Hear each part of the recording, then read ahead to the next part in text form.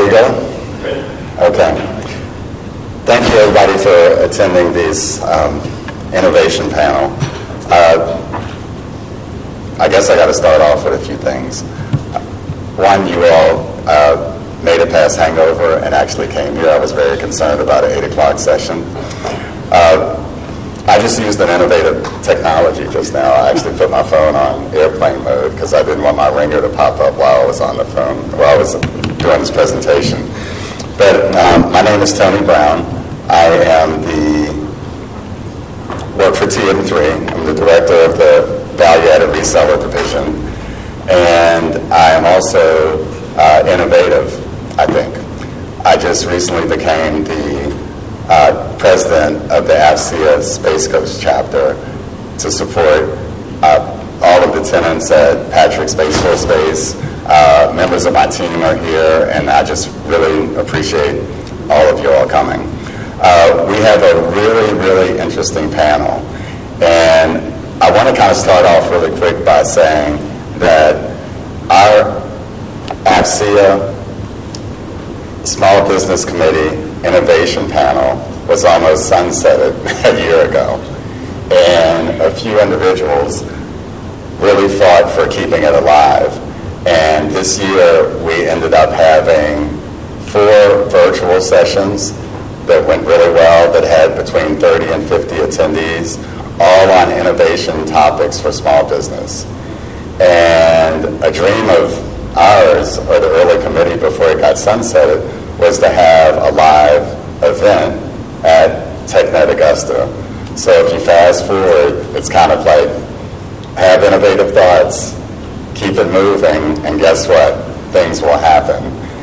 And our current environment with the federal government and trying to get the warfighter the best possible technologies really quickly or rapidly, and keeping our quote-unquote lethality. I always have problems saying that word, but I got it out right this time.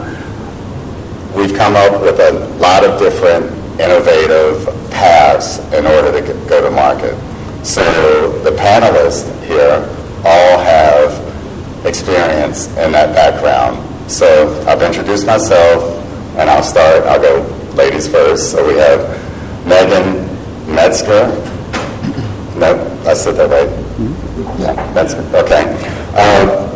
Megan is the CEO and founder of Decode.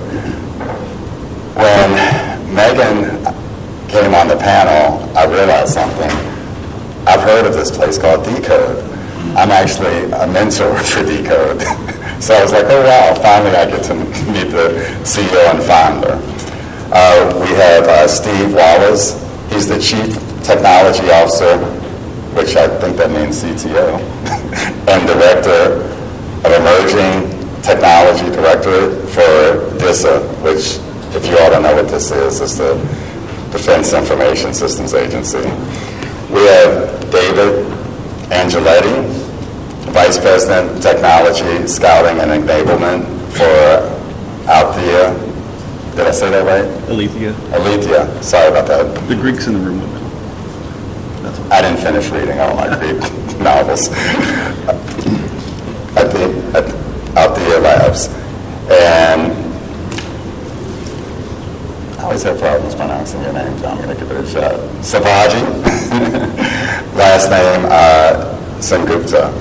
Founder and CEO of NextKey Corporation. So I'm going to start off with, actually, any of you all, do you all want to make I would like, instead of my introduction, if you don't mind just going down and saying what your roles are, just like the roles are.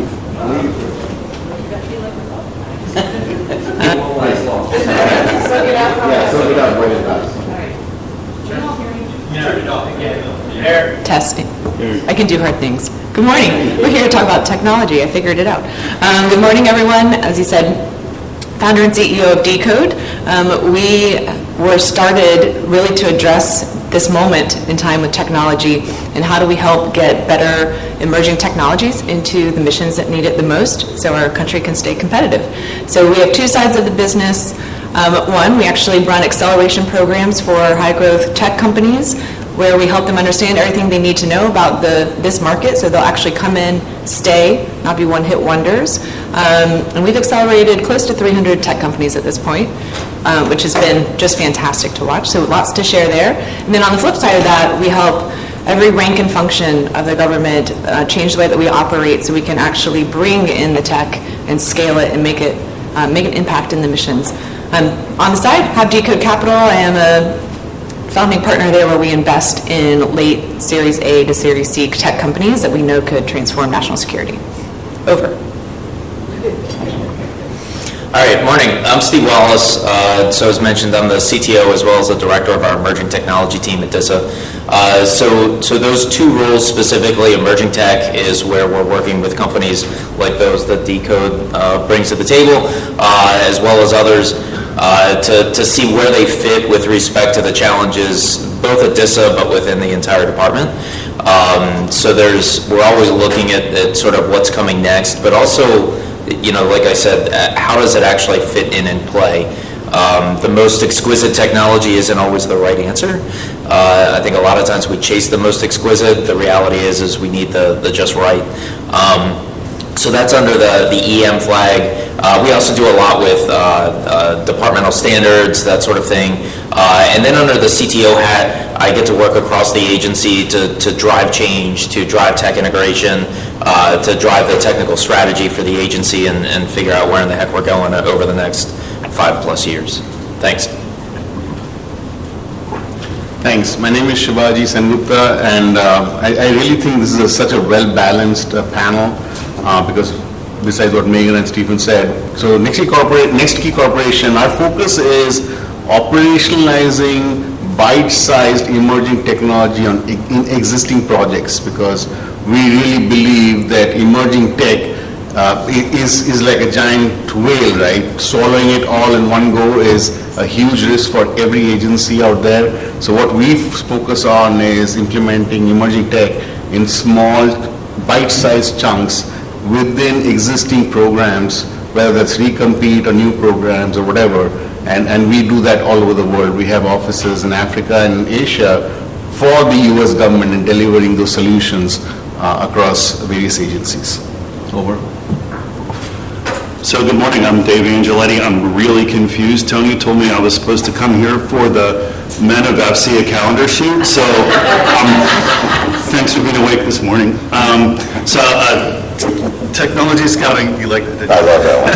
Tech scouting and enablement. Basically, I'm the guy finding the needles in the stack of needles for a lot of our government customers seeking really interesting solutions on the technology side.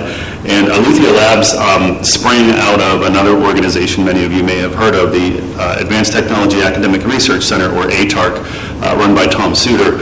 And they got so good at bringing together people like Steve and his counterparts in the C-suites of our government agencies, along with their counterparts on industry and academia, to really tackle hard problems that the sponsorship grew too much. So they had to kind of pare that away to keep the nonprofit status, and from that came Alethea Labs, where we really work on the solutioning and the integration side and facilitation of those solutions with our government partners. So that's kind of what we do. Prior to that, though, worked almost solely in the RDT&E side of, research development, testing and evaluation side of the industry, mostly on the OTAs, right? So if you've heard my name before, most recently would have been with the TradeWinds OTA, where I created that community. Before that, fun stuff like propulsion, right?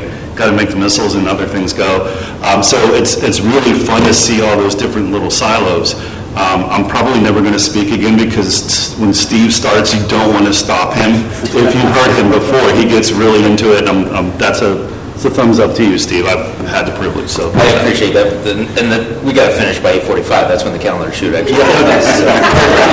And you notice we went to the same barber before we got here, so we are ready. Thank you, Dave. I really appreciate it. So, Stephen, I've got a question for you.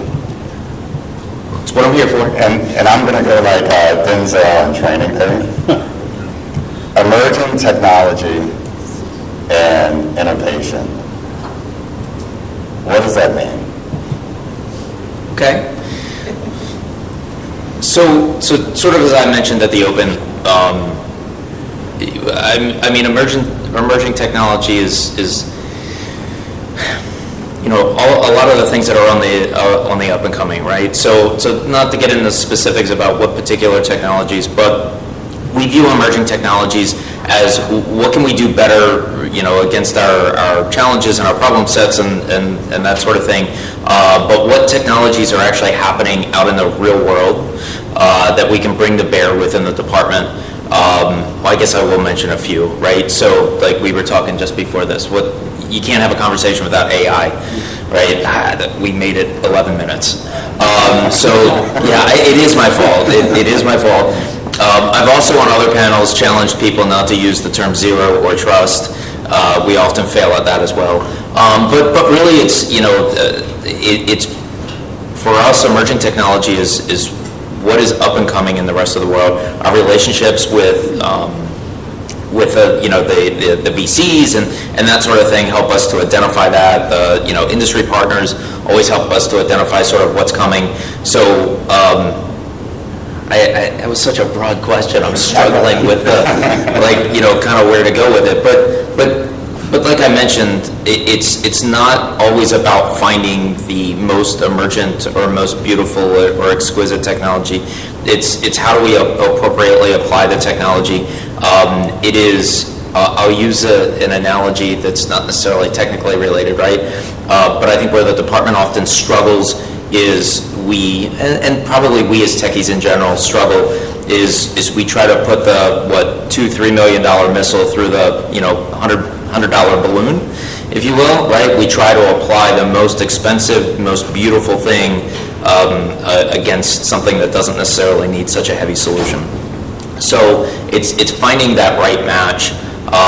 We've done it a lot of times where we will identify a technology, we will chase that technology, but there won't be an effective transition partner or something like that, and that technology goes on the shelf, never to see the light of day again.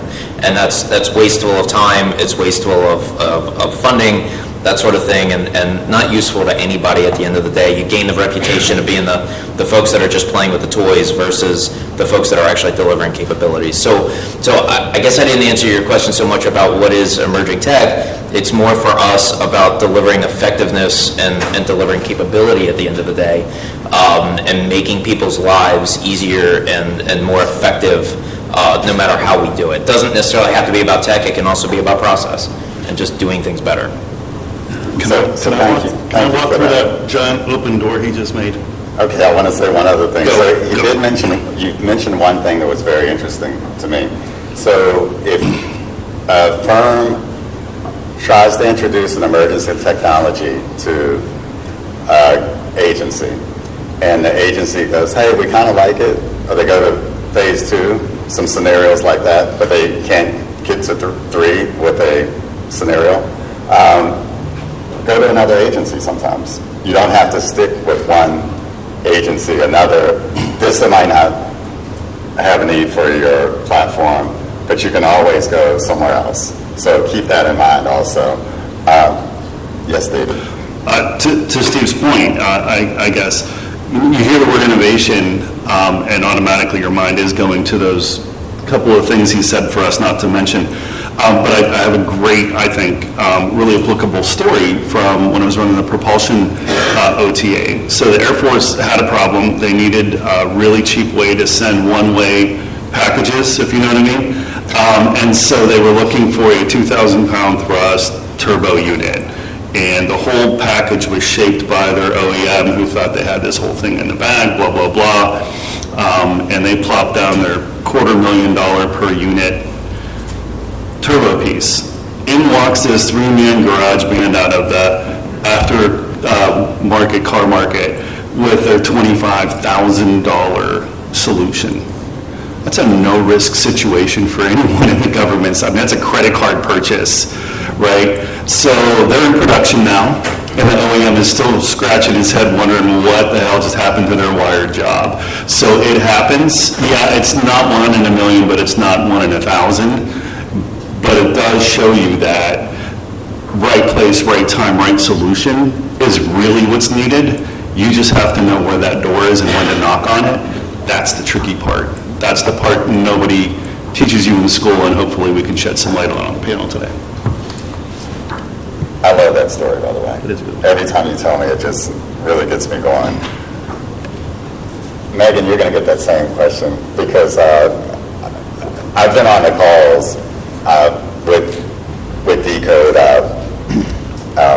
I would call them your customers to some degree, but not really your customers. As I mentor some of the firms, I'm so impressed by all of the technologies and all of the scenarios. And I'll go offline on one. The freeze-dried blood, that was really good. So they actually had a company that freeze-dries. Yeah, without context, it's, yeah. It was just, so I'm sitting on there for a tech call, and this comes up, and I'm like, oh my God, I can't believe this. Can I get some of that for me? But anyway, sorry about that. So emerging tech and innovation, what does it mean to you? I want to see where you're going to go with this. The world is our oyster. So what Stephen said, emerging technology is not innovation. It's what we do with it that matters.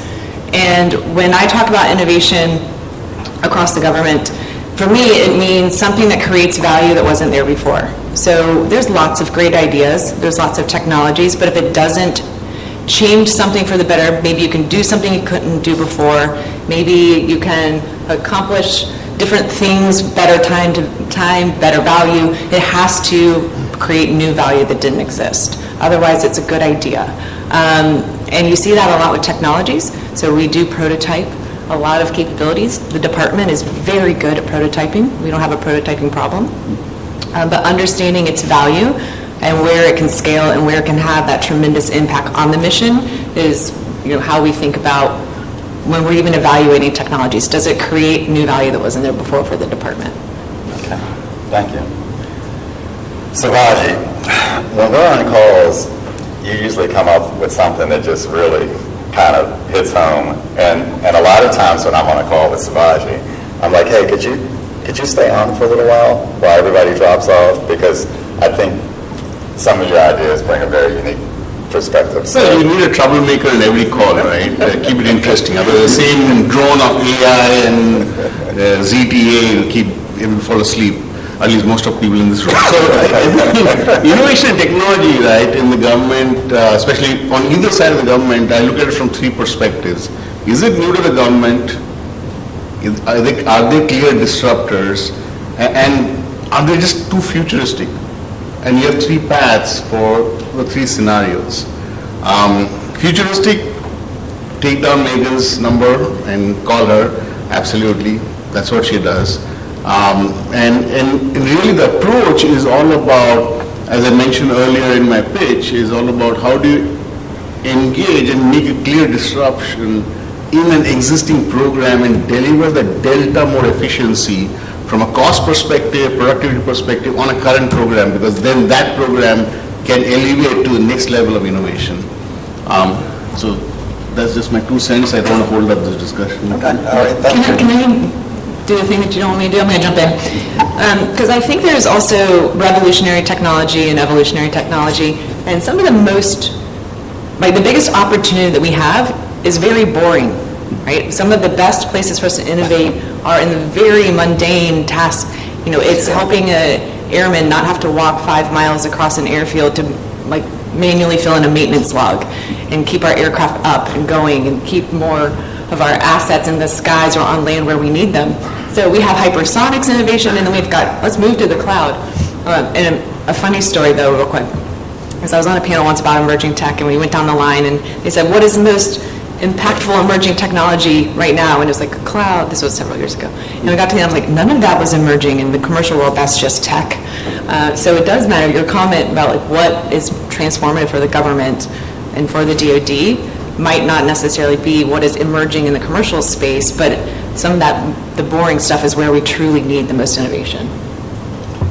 Oh, it's funny you should say that, because a company did approach me about that kind of model as far as the aircraft, and actually it was with fuel tickets.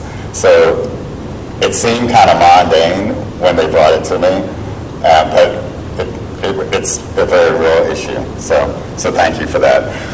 So another thing, because we are the Small Business Committee, challenges, overcoming, like Megan, I've seen, companies come and so they'll have a really great solution. It works on the commercial side.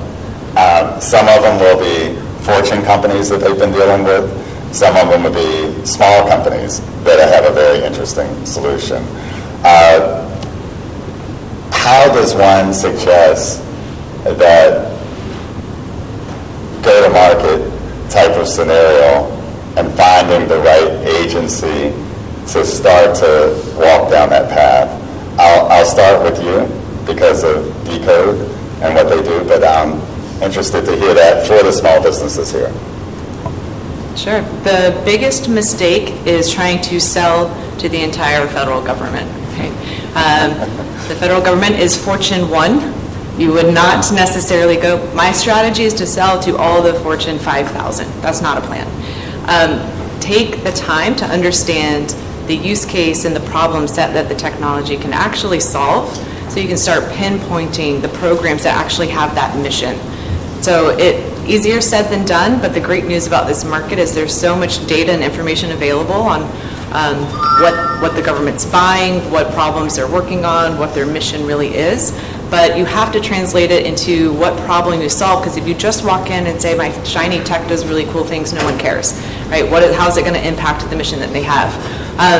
And the worst, it's not, while the government on one hand is massive, it's also high school. So the second you start going door to door and just hawking your wares, your reputation will take fire. So understand how you can affect change and target those programs and get really surgical at first on what use cases you're going after.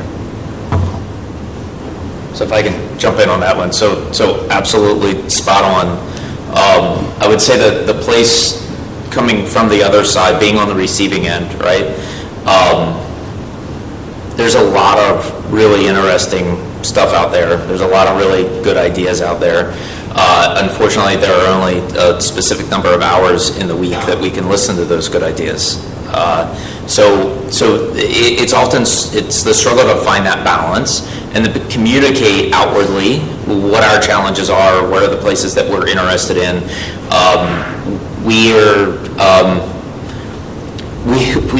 We're often bluntly sometimes we think we're a little bit more special than we are. The reality is the tech is the tech. It's really comes down to the application of said technology. So it's always figuring out that balance between how do we communicate where our challenges are, and then to help you tailor your pitch to us. So at DISA, we have a few different ways of doing that.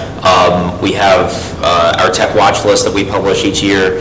This year, we're also going to publish a series of challenge statements to try to be less technically prescriptive and more just general problem, like where are we looking to address challenges at. So look for that in the October timeframe.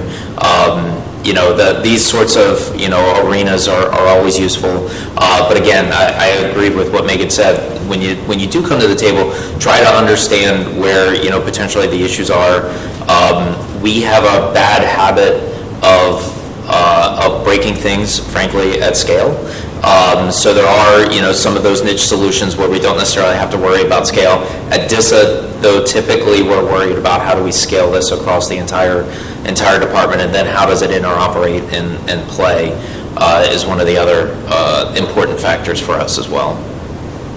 But let me, since we are in the small business forum, bluntly, you all are far more maneuverable than a lot of others, right? I came prior to DISA. I worked for one of the large integrators.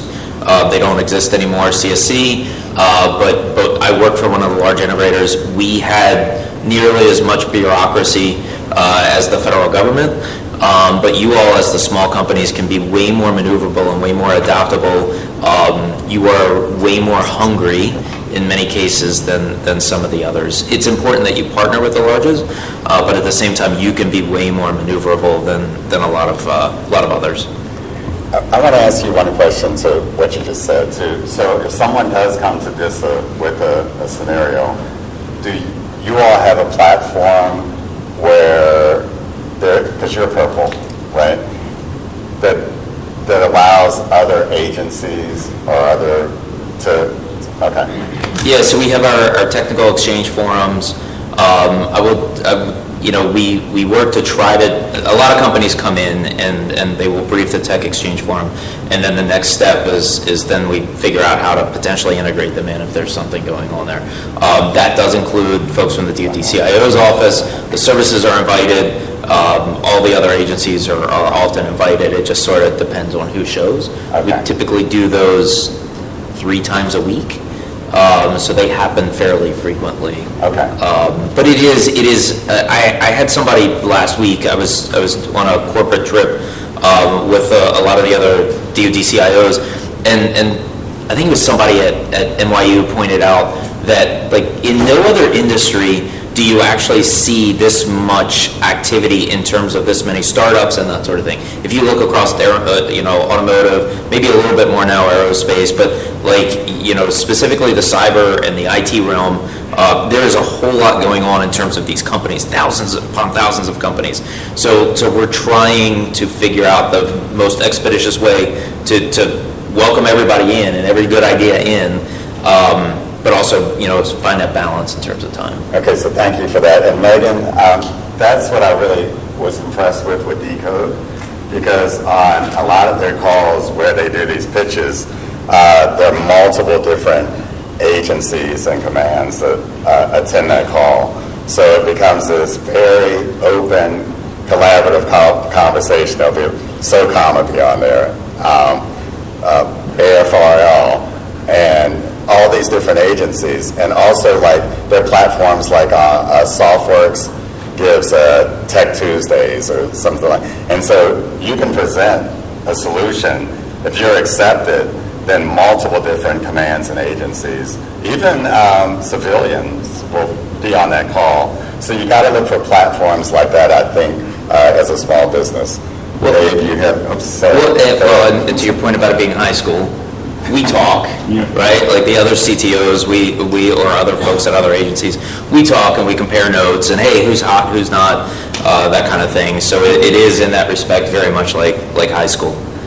I'm going to test you on the on those talks, because I'll name drop, which I shouldn't do because I was raised in DC, but it's the way we do business. Sorry, Dave. All right, so here's the fun plug. This is the one. Wait, everyone sit down. Okay, good. So from a small business perspective, what Stephen said, right on the nose, sometimes government thinks they're a little more unique than they are, and they're not. He's one of the few that recognizes it with his outside voice, so thank you for that.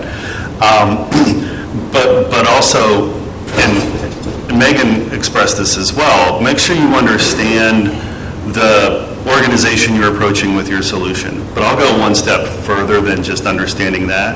I would challenge you to go to dau.edu, take the Acquisition 101 course, take the Program Management course. They're free to you. If you do that, then you know what the men and women in uniform who are sitting in the audience here need to do every day to get their job done. And if you understand that, you can position your solution in a way that's important to them, that de-risks it for them, and gets them interested in the fact that you actually understand what the hell they do for a living. That's a difference changer. So take the time. They're like 8-hour courses. Yeah, they're boring. They're just point and click stuff from the 90s mostly. But the information is the information, right? So as long as you got through that and at least gain that perspective, it's going to completely change your BD and capture mode, and your P1's going to go up. Yeah. Name of the courses again? They're probably different now than when I took them back in the, you're welcome, sir. ACQ 101 or Acquisition Systems 101, I think is the basic one. It's the one that tells you all about acquisition, all the ugly truths. It even shows you the big, I can't say that word, wall poster, and it is a wall size freak. I mean, it's enormous. And when you look at all the individual elements of the entirety of the acquisition process, you're going to go, yeah, I'm going to open up a landscaping company because it is doesn't, but if you don't know it exists, you don't even know there's a door you should have been knocking on before you got to the one you did. And oh, by the way, just because you're super proud of your technical solution doesn't mean the people that you're going to see are going to understand one word out of your mouth until you put it in their context. I would say too, I mean, pulling on that thread, when we are working with the companies, I say the ones that succeed actually know more about creative contracting than the contracting staff themselves. And I'm going to empathize. It's one of my favorite topics, as we know. But we're entering September. I call it Hug Your Contracting Officer Month. It's a month of miracles.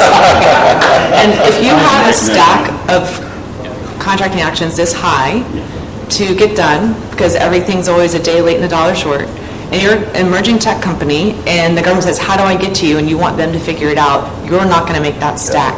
And so understanding and recommending and offering up, like, hey, here's different ways that we could work together and know their jobs so that you can make it easier for them. You know, there's not a lot of time for teams inside the government to necessarily learn about some of the more innovative ways because of said stack of paper. So get smart on that for sure. And then on the flip side, I know there's a lot of government here, but there's a lot that we can do to lower those barriers, not just through creative contracting, but even just plain language. You know, I see a lot of, even some of the most innovative contracting pathways that come out, you know, whether it's OTAs or CSOs and BAAs, and I can nerd out this for days, you still read the paragraph and go into the F9 7000 program alongside the DX. I'm like, I'm out. So what is it you actually need to accomplish, and what outcomes do you need? Not just what technology. You don't need tech, you need an outcome. You'd be surprised at what shows up at your door. Yeah, so if I can pile on there's nothing more deflating for both sides of the equation than when we find something that's super interesting and we think can fit a bill and not have a way to get after it. We do, you know, the OTAs, when we did our first OTA many years ago now, the OTA was really enlightening for us because we on this side sit down and write a set of requirements that typically go out in an RFP, and it's done to the best of our abilities and the best of our knowledge at that given point in time, and then we throw it over the fence blindly at the rest of you, and then you have to look at it and go, what in the heck are they thinking here? What is this? Kind of like, not even just the terms, but even do these guys fully grasp what they're asking for? And there may be reasons why we ask the questions the way that we do. But what I've found is the beauty with the OTAs is it allows a lot more interactivity between us and the vendor community to help bring us along. I've given the example many times in the past, but one of my favorite ones is it was our first OTA. If you had asked me at the beginning who I thought the lead horse was, and it was not the lead horse as we got into the prototype, and as we got into the prototype, the lead horse that I thought it was then was not the one who ultimately won. It was the silent dark horse the entire time that was consistently delivering and communicating and working with us the entire way through until the end. And I would say it's been one of our most successful programs in DISA in many, many years. It has done amazing things for us, but it's because of that communication that allowed us to do it. And yes, you know, to my point earlier, and you reiterated it, like a lot of times we do think we're special. The reality is we're not that different than the financial industry. It's not the 80s when the department was the 800-pound gorilla of IT. We're long since past that, and the commoditization of IT has helped us. But a lot of times we do need help getting over the hump of, oh my God, I need to have my very own set of blinky lights that sits in my own property and is guarded by my guys with my guns and my gates. So long as you can demonstrate the ability to either protect the system or deliver or what have you, most reasonable people will come around to that way of thinking. So. I think just to add to Steve, one of the things that I keep talking about along the journey is I encourage small businesses to two things. Like I said earlier, bite-sized chunks. And the second thing is make your mark on small programs. So for example, in the scenario that Stephen just presented, as an example, there are thousands of RMF opportunities out there. And some of the new RMF opportunities that we have bid on is introduce a small component of an ML widget in that RMF lifecycle that improve the program by 1.5%. And those bite-sized chunks can then flow through as you go through an OTA or STTR or whatever process and keep delivering value to the government, because that's what they want to see, is something in action, not just sitting and, oh, I have this nice widget. When you buy it, you will get it. Means you've got to prove your mark and make your mark as you go through the life cycle. Thank you for that, I appreciate it. So just recently, my company, we're in 8A, and I got stuck for a little while. So what I started doing, David, I started reading the FAR, I started reading acquisitions, Imagine that. I started reading position descriptions. Yep. Because how many people go to a government official and say something, they go, oh, that's not my job, I'll have to turn you over to another department. If you can figure out who you're talking to and what their role is, that's a whole deeper conversation. Another thing is when you're coming to the government or any officials or whatever you're trying to get to, if you're articulate and know what you're talking about, they're going to be more apt to give you other information instead of telling you to go to your local Apex or go somewhere else or whatever, right? So do your homework beforehand, and that's going to get you a lot further in whatever you're trying to present to the government. And just remember their job, okay? Remember all the people that they have that are coming to them asking things. I hate to go back to the kind of high school mentality, or not mentality, but the analogy. If a first grader is coming up and you're in high school, you're like, hey, like I don't really have time for this, right? So know what know who you're talking to, and just try to get as much information on those roles beforehand. Someone keeps raising their hand. Go ahead. Yeah, no, I needed to ask a question. Specifically to Mr. Wallace. Often we as a small business are like layer 2 or layer 3 to a program. So we rely on the prime to be our communication conduit, but not necessarily they are the ones communicating innovation. They're just responding mechanically to an RFI, an RPP, or RFP.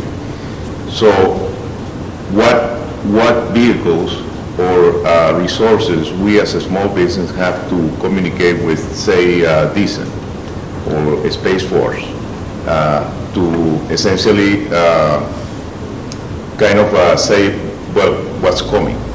And this is the things that you need to be asking the prime contractors, that we are second layer to that. So there's a couple of things there. So first off, I'll dime her out because she's not here. Carlin Capanos is our lead for the small business office at DISA. And Carlin works her team, they work their tails off to try to bring more small business into DISA. And I work with her and her team quite closely to try to weed some of those out, right? Now the relationship that you have with your prime, that can be a little tenuous at times. I can imagine. I see it from my side.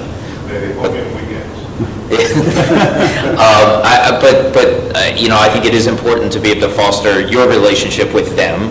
Not a ton I can do for you there, but that would just be my advice is how do you foster that. But I would say that Carlin is sort of now, legally, I can't turn around and tell the big integrator that you need to bring this company on. Certainly can't do that. But again, fostering that relationship up is probably the most important. Like I said, you guys can be the more dynamic ones in the equation. And frankly, I've seen certain larges do it better than others. That there are some that do it quite well, and some that I wish would do it a little bit better. So I would kind of say, that that's not a solid answer. That's not the answer to the equation that you were looking for. But that's sort of the best route. Again, through Carlin's team, that'll get you exposure within the agency and let you know what is coming. And then you have your relationship with your prime. I was thinking before you answer the question, participation in the technical forums that you just mentioned. Yep. And but that helps. At the end of the day, primes, go to the path of less resistance and not necessarily the path to innovation and what's Yes. coming. So, there's a lot of status quo in many of the programs. Let's do it this way, within budget, and worry about the future tomorrow. Yes. Yeah. Thank you, appreciate it. Give me 1 second. What a novel idea to get larges to work with small business. It's just novel, but anyway. I'm going to get to you. Good morning. Just a quick question, I may be going in a slightly different direction. What is your advice for those small businesses that may have some offering to ADISA, for example, but are constantly running into the barrier of not having a top security clearance? I've talked to the ADISA small business folk, and oftentimes the challenge is that a small business does not have that top security clearance. So has there been discussions around, you have a company that has an offering, but they don't have that clearance? What's being done in that area? Thank you.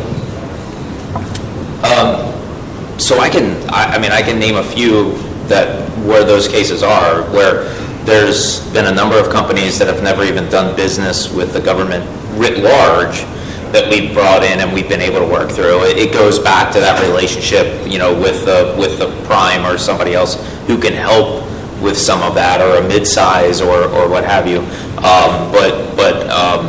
But yeah, I can name a few cases where that has happened. Now, it also depends on the scenario, right? Like if the technology if it needs to scale and we need to put it on higher classification networks, well, yeah, that becomes more of a problem. But if it's focused on some of the lower classification work, then yeah, we do that fairly frequently. But you have to be blunt, you have to have a differentiator that sets you apart from the others. Otherwise, it's, if I had somebody that has, a facilities clearance versus somebody that doesn't, and they're basically telling me the same story and the tech looks generally the same, to be frank, we're probably going to, favor, the one with the facilities clearance. So just to clarify, when you Sure. say facilities, they are saying top, because the company that I represent has a secret facilities clearance, but in terms of top, that's what we get feedback. So maybe we can talk afterwards, but I think then it comes down to the tech, right? So I think then certainly comes down to the technology at that point. Well, there's a trickle-down effect, too, from the previous question, and that is leverage your prime if you have one who does have it, right? And there's a little bit of a role reversal here where I said earlier that you really understand what the job is of your potential customer and what makes him or her look like a hero. That's what you do to provide. You need to do the same for the prime. But while you're doing that, you're also going to go to DTIC.net or DTIC, and you're going to start entering your information, your findings, your readings, and so forth from your test results into the Information Analysis Center, because you know who searches that for people who are thought leaders? The people in uniform looking for solutions. That's one way to find you without your prime. Yeah, well, and so those two questions are not, there's a lot of overlap there, but first, one mistake that I do see from small businesses or new companies say, I did the work, I figured out my use case, and it's in the IC, or it's in these classified environments. That's not where you want to start. Target, you really want to make sure you're mapping your sales pipeline, and your targets need to align with the security level of your technology and of your personnel, and don't let those things get out of line because of that, because then you might have great conversations that you have no hope of fulfilling just yet. So you can start working things in parallel, but go get your logos in places where maybe the classification levels aren't as high, or the personnel requirements aren't going to be as high. So break, that's not a way, let's say you do get a great opportunity. The prime relationship, I can't stress how important it is to go in incredibly eyes wide open. Unfortunately, there are great, incredible primes, and there are really, really, really bad ones. And they can exist in the same company too, by the way. Your Air Force team and your Navy team might be wildly different beasts. Unfortunately, we have to teach a whole course on how to not get screwed over by a prime. But some of that comes down to when you're negotiating up front on how your partnership's going to look, look at the language. Are they going to allow you to communicate with your customer? If they're not, what is that going to look like? If you are relying on the Prime to represent your brand and your wares and what you have to offer, are they willing to put skin in the game and get up to speed on your capabilities so you trust that they can speak eloquently about what it is that you're doing? So you need to have all those conversations up front. In a perfect world, we actually at Decode have a matrix of what makes who we would partner with and who we would not, and some of it even comes down to that culture and that ethos. There's going to be cases where you have no choice and you have to go with insert Prime because that's who has the contract vehicle, and then really just make sure all your I's are dotted and your T's are crossed. If you have questions on where else there's landmines, happy to walk through it. I've probably seen all of it. Hi, my name's Eric Smith from the Pennsylvania National Guard. Not really a question, but a recommendation to these small businesses. First off, Dave, you're absolutely right, spot on. DAU, Defense Acquisition University, look it up, look in the Google machine, you'll find it. Very important, that way you can understand how it works. We live and breathe with small businesses in the Guard. And if you think about it as a small business owner or a small business program trying to get your niche, we can only survive in the Guard working with small business partners. As citizen soldiers, we're in your communities every day. We're always looking for that innovation so that we can continue our mission. You got 54 Petri dishes, so to speak. No disrespect to your state. I know college football is about to start, so no disrespect to your states. But just keep that in mind as you go forward. I work with a lot of small businesses as the G6 CIO for the state, one of the biggest, the big three in the National Guard in Pennsylvania. So please, please, please, my only recommendation, and I'm no subject matter expert by no stretch of the imagination, look into the Guard. We're part of DOD. We're a small entity, but always keep that in mind. It's right down the street in your local community and area. So just my recommendation to all of you, no disrespect to this. Hey, thank you for that. There are two things. I was born in Pennsylvania, first of all, which is the great state of Pennsylvania, and also I've been trying to work with the Guard down in Florida, so I might need to talk to you first, because everybody always goes, you have to be on chess, but that's interesting. So You may have been born in Pennsylvania, but I'm wearing terrible towel boxers right now. So thanks for coming down from the Gap. Sir? First, gross. Second, I had a bunch of questions, but the one I really want to know is, how do you, from the government, let's pick on the Fed, how do you, in this process, protect small companies, small businesses, specifically emerging, not machine learning, AI, water cup stuff? How do you protect their intellectual property from being stolen by a large, or potentially what I've seen when I was in the government, where you bring in subject matter experts who are SATA contractors, right? Which potentially is a risk to that small business's intellectual property. Over. Well, you really threw it out there, didn't you? Come on now. For starters, let's go Ravens. Let's go O's, not Steelers. Yeah, that is a subject that I try to think about quite a bit and weighs on me a lot when a cool company comes in and we sit down and we talk and you get all fired up about them, and all you want to do is tell everybody else what this company is doing, and you got to walk that line to be able to share this really cool thing is going on, and oh, by the way, you should go talk to these guys. That's typically the way that I do it, is try to send them in a different direction. But yeah, the theft of there's always money on the line, and people do, unfortunately, foolish things when there's money on the line.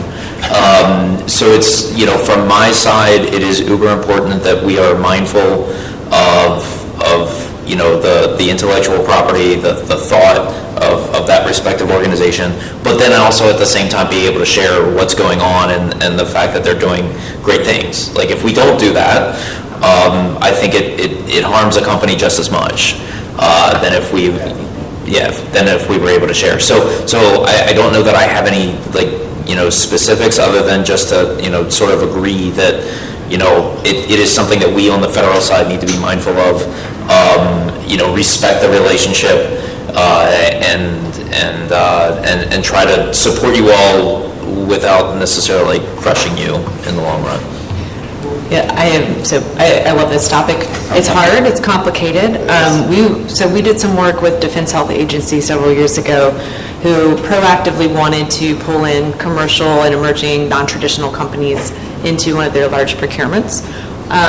And we actually developed a integrator innovation assessment of sorts. So think of it as quality assurance, but kind of overwatching. Are they actually being good stewards of more innovative ideas for the agency?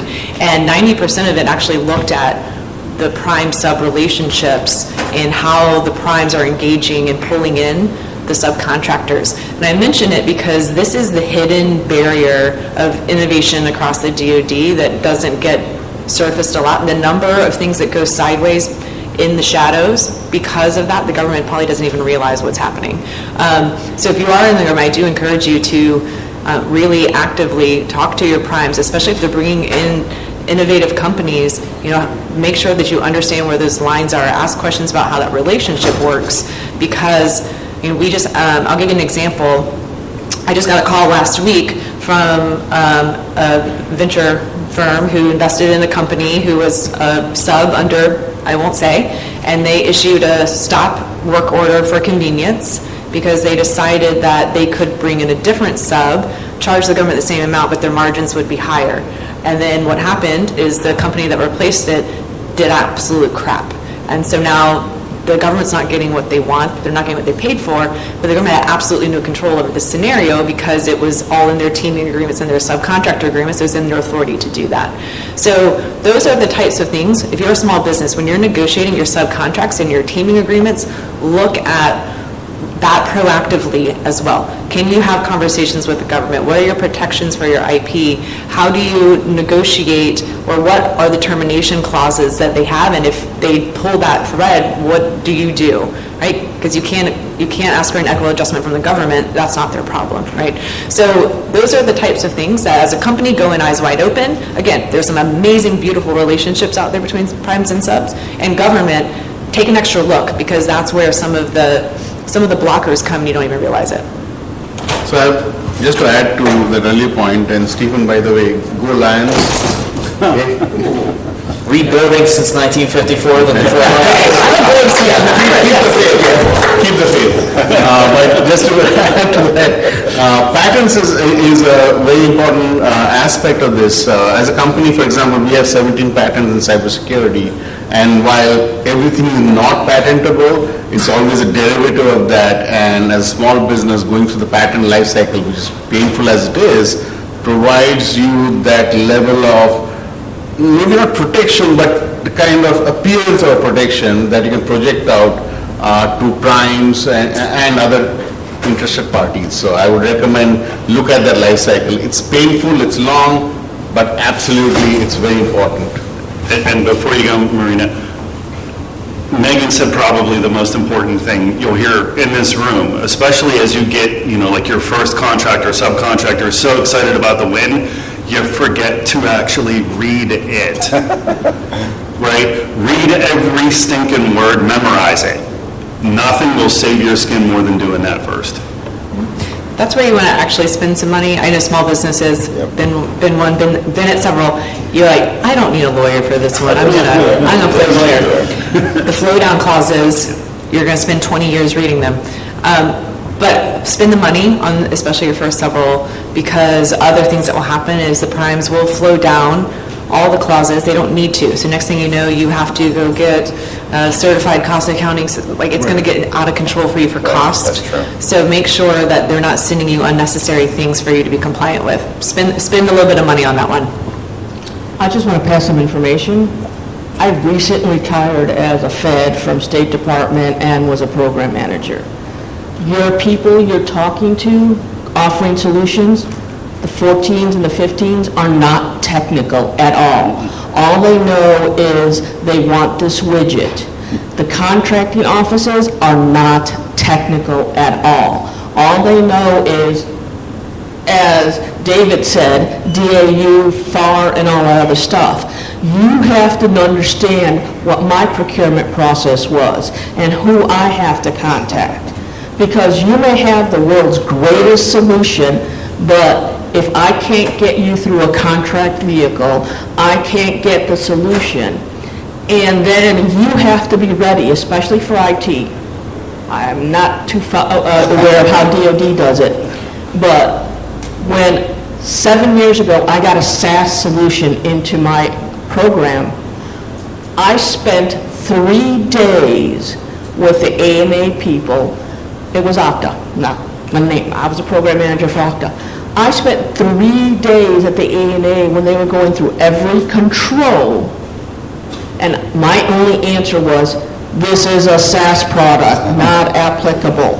So the agencies and the COs and the A&A folks don't know cutting-edge technology. And if you're not ready to help them with the leading-edge technology, with the leading-edge stuff, it's going to take forever, and they're going to go with what they know, what they're comfortable with, and what will be easy for them to get an ATO and implement it into the department. I'm telling you, go to DAU, go to FAR 101, it will save you, because the only thing I ever asked is, don't put me in an orange jumpsuit and don't put me on the front of the Washington Post.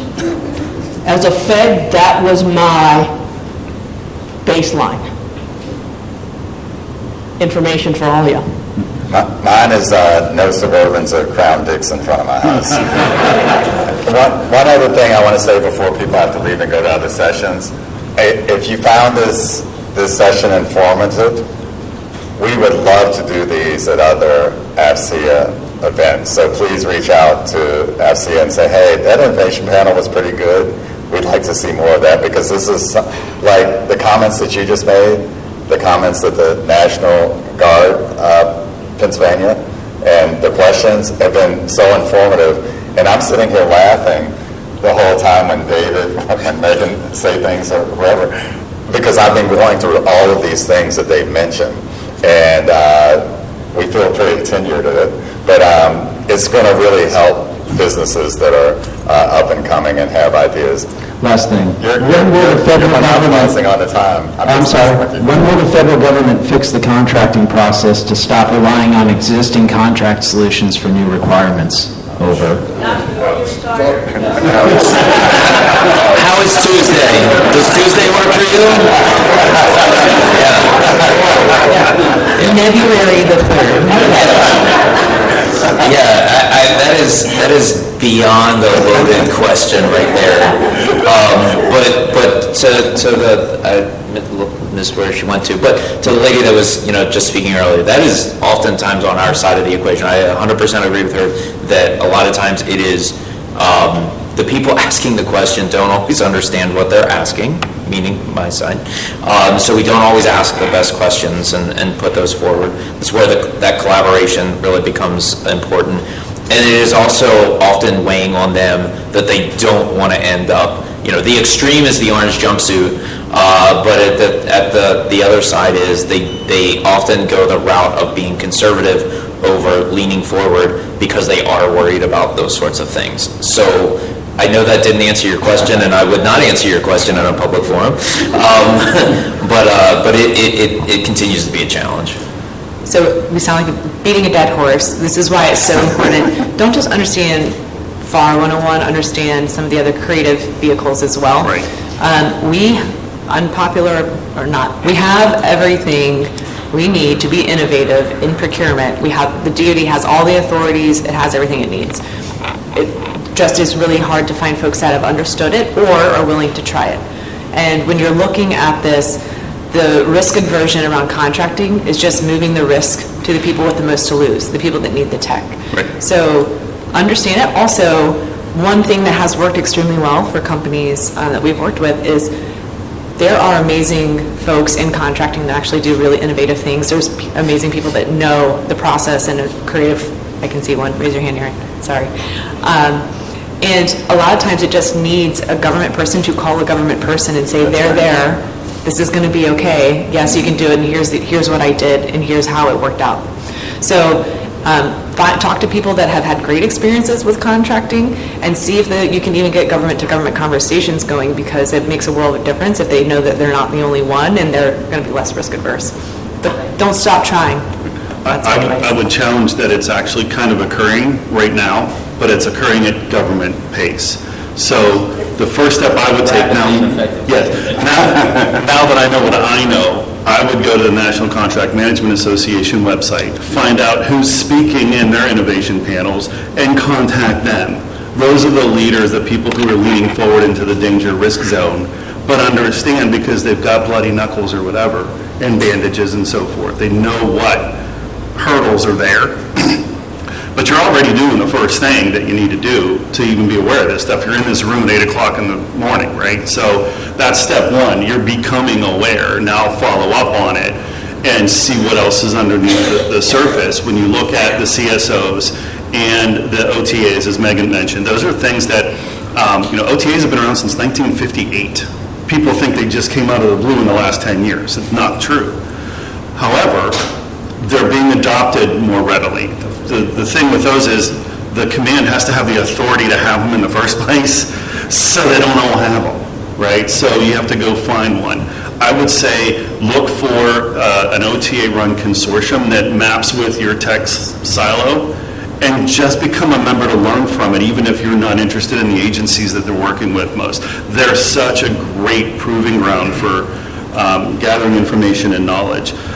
Secondly, the other reason I say I think it's already starting to move, it started moving 2 years ago when DIU started reporting to SecDef.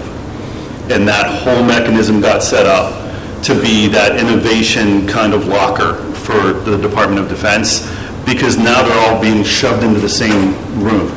So it's going to happen by osmosis, and the people who understand how to mitigate risk but live with it are going to be the ones that you're going to be attracted to. Okay, well, thank you. I think our time's up, correct?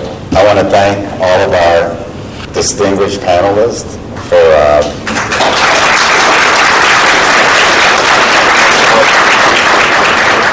attending. Thank you, everybody, for coming to our event. We already have a slot for next year, so thank you again, and really enjoyed this.